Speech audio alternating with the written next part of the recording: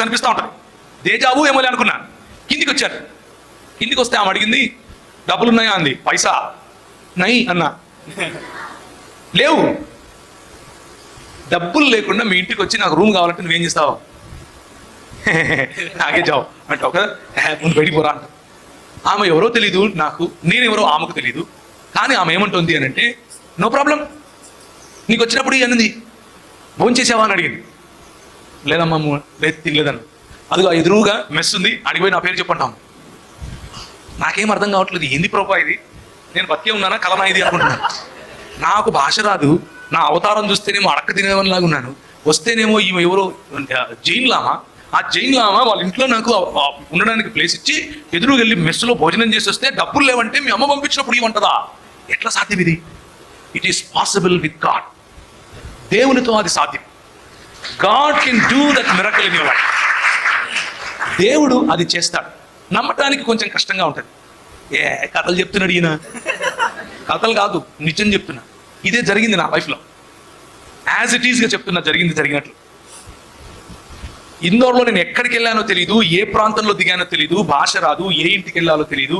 కానీ ప్రభు నడిపించాడు, ప్రభు ఇప్పించాడు. ఆ తర్వాత MBA కాలేజ్లో, ఆ రోజుల్లో ఆ కాలేజ్ 32వ ర్యాంక్ భారతదేశంలో. దాంట్లో ర్యాంక్ వచ్చింది, చదువుకున్నాను. 11 సంవత్సరాలు అక్కడ ఉన్నాను. 11 సంవత్సరాలు అక్కడ ఉండి పరిచర్య, వ్యాపారం, ఉద్యోగం అన్నీ చేసుకుంటూ మధ్యలో ఎంటర్ ది సెకండ్ డ్రాగన్, నా భార్య వచ్చింది. ఫస్ట్ డ్రాగన్ ఏమైంది, నా గుండె పగిలింది, 10 ముక్కలే. అక్కడ ఎంటర్ ది సెకండ్ డ్రాగన్, ఈమె వచ్చింది. ఈమె వచ్చిన తర్వాత నాకు పాప పుట్టింది. నేను దేవుని కోసం పని చేస్తున్నా. కానీ పాప పుట్టిన 20 రోజులకు హాస్పిటల్కి తీసుకెళ్తే, ఎందుకు తీసుకెళ్ళాము అంటే ఆమెకు విరోచనాలు అవుతున్నాయి.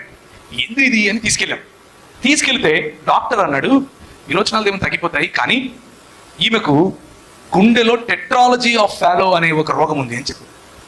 టెట్రాలజీ ఆఫ్ ఫాలో అంటే ఏంటిది? ఏదో అన్ని భాషలాగా ఉంది అనుకున్నాను.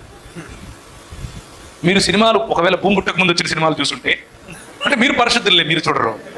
నాలాంటి వాళ్ళు అప్పుడప్పుడు ఇలాంటివి, అంటే నేను చిన్నప్పుడు చూశాను కదా, గీతాంజలి అనే సినిమాలో హీరోయిన్కి ఉంది కదా, అదే రోగం నా పాపకు కూడా ఉంది. అది ఆ రోజుల్లో, అంటే ఆ సినిమా రిలీజ్ అయిన రోజుల్లో దానికి ఆపరేషన్ లేదు, చచ్చిపోవాల్సిందే. టెట్రాలజీ ఆఫ్ ఫాలో అనగానే ఆ రిపోర్ట్స్ తీసుకుని నేను, నా భార్య, నాకు ఒక పాత డొక్కు కారు ఉండేది. ఆ డొక్కు కారులో వస్తున్నాను, కళ్ళలో నీళ్లు కారిపోతున్నాయి. దేవునికి వ్యతిరేక భావం, దేవుని పట్ల తిరుగుబాటు. How can you